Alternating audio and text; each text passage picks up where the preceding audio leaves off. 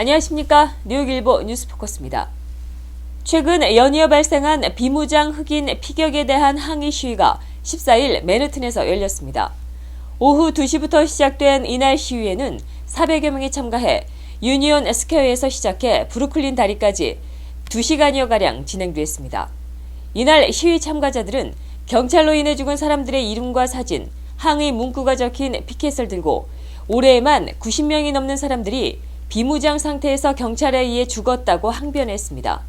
이날 시위에서 경찰과 참가자들 간의 마찰로 42명이 넘는 이들이 경찰에 연행됐고 이 과정에서 경찰 2명도 폭행을 당해 병원으로 이송되는 일이 발생했습니다.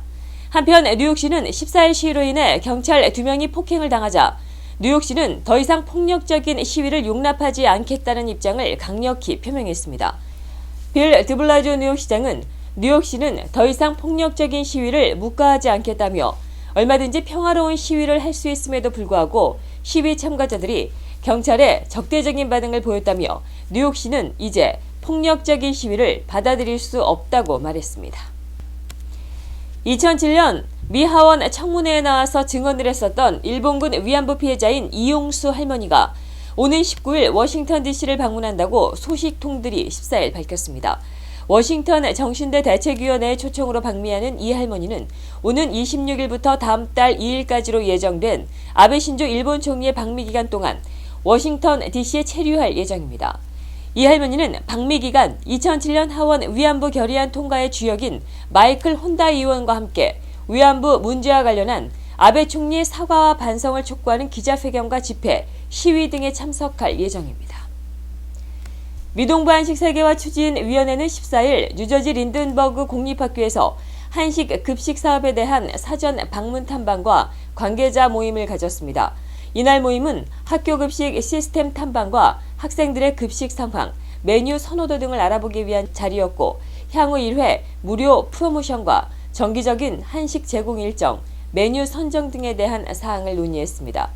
추진위는 6월 초 일회성 프로모션을 진행해 학생들의 선호도와 메뉴 선정, 영양 성분 구성 등을 구체적으로 파악할 예정이며 가을 학기인 1학기 때부터 정기적으로 한식을 카페테리아에 공급할 계획입니다.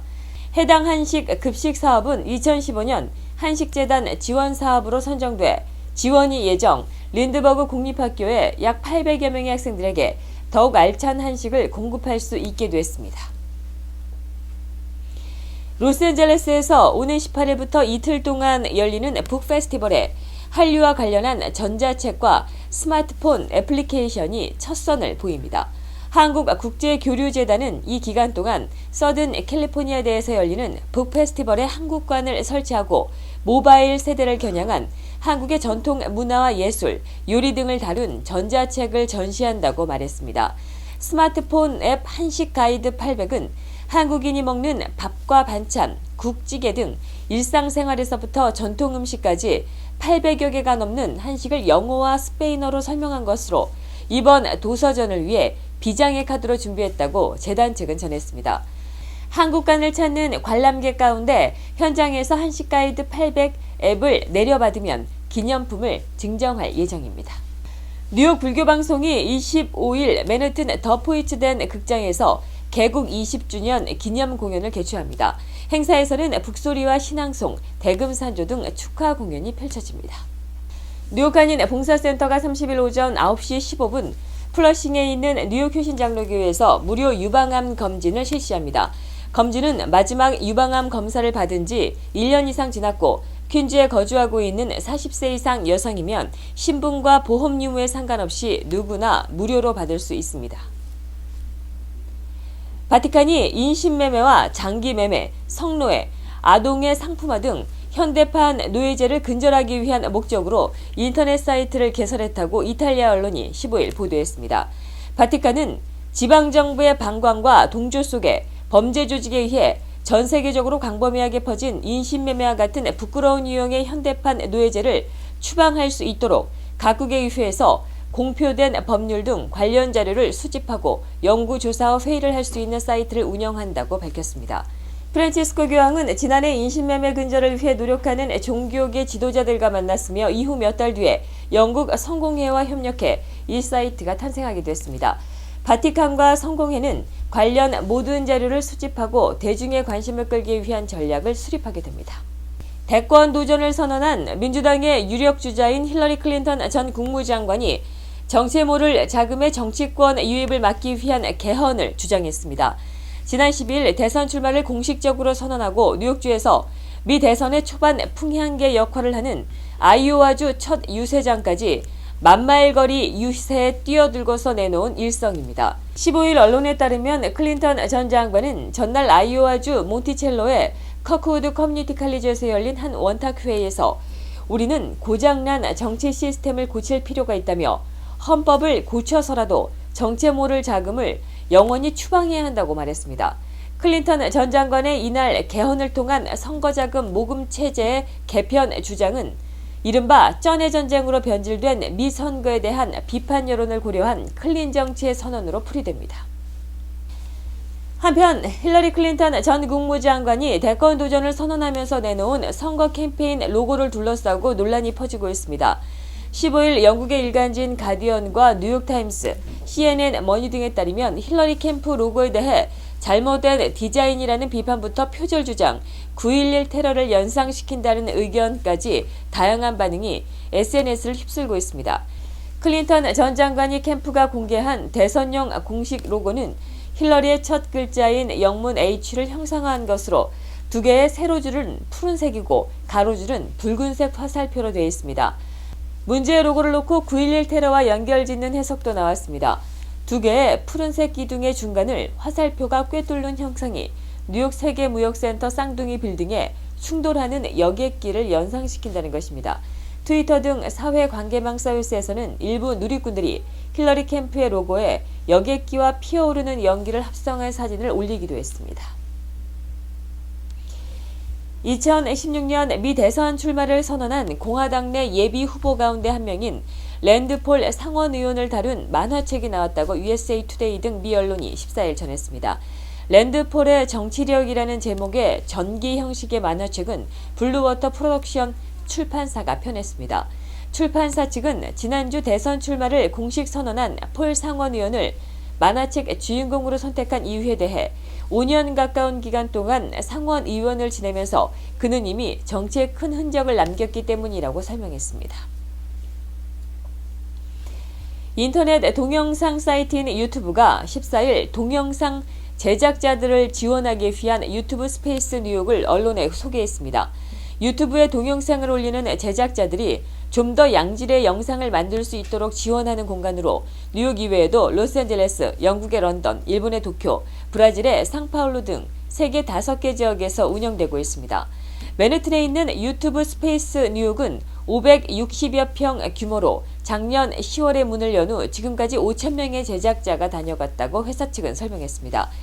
3개의 스튜디오와 영상 편집실, 분장실 등이 있으며 조명, 촬영 기법을 개선할 수 있도록 이 회사 소속의 전문가들이 제작자들에게 강좌나 조언을 하기도 합니다. 유튜브 스페이스 뉴욕에서 제공되는 모든 서비스는 무료입니다. 국제통화기금 IMF는 미 연방준비제도가 처음으로 기준금리를 인상했을 때 채권 시장이 요동칠 위험이 있다고 지적했습니다. IMF 통화자본시장 국장인 호세 비날스는 15일 영국의 일간 파이낸셜 타임즈와의 인터뷰에서 채권 시장이 미 연준의 첫 금리 인상을 감지하는 시기에 미국 10년물 국채 수익률이 갑자기 1%포인트 급등하는 것은 상상 가능한 일이라고 말했습니다. 그는 연준의 금리 인상 같은 이런 규모의 변동은 전 세계, 특히 신흥시장에 부정적인 충격을 줄 수 있다고 강조했습니다. 유럽연합 경쟁당국이 세계 최대 인터넷 업체 구글의 반독점 위반 혐의에 대한 본격적인 재수사에 착수했습니다.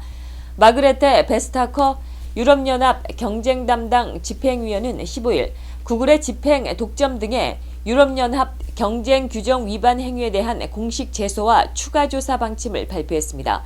베스타거 위원은 구글의 혐의에 대한 예비조사 결과 구글 검색 엔진이 체계적으로 유럽연합의 반독점 규정을 위반했으며 소비자에게 피해를 준 것으로 나타났다고 밝혔습니다.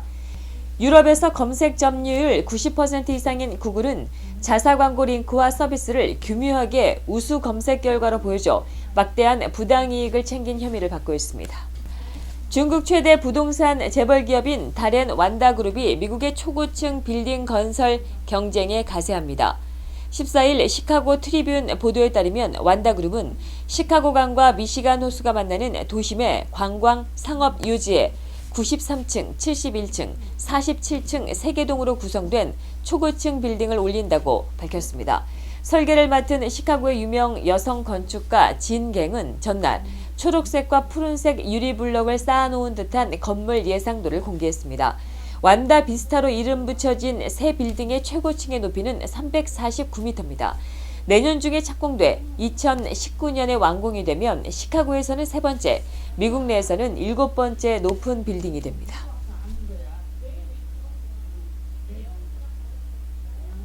중국 최대의 전자상거래 업체인 알리바바가 미국에서 다시 짝퉁 판매 논란에 휩싸였습니다. 15일 중국의 관영 차이나 데일리에 따르면 미국에서 1000개 이상의 브랜드를 대표하는 미국 의류 신발 협회는 알리바바가 인터넷 쇼핑몰 자회사인 타오바오에서 모조 제품, 지적 재산권 침해 제품의 판매를 용인했다며 소송을 제기했습니다. 미 의류 신발 협회는 미 무역대표부와 증권관리위원회에 타오바오를 규정 위반 제품을 거래하는 인터넷 시장에 대한 공식 보고서인 악명 높은 시장 명단에 추가해 줄 것을 요청했습니다.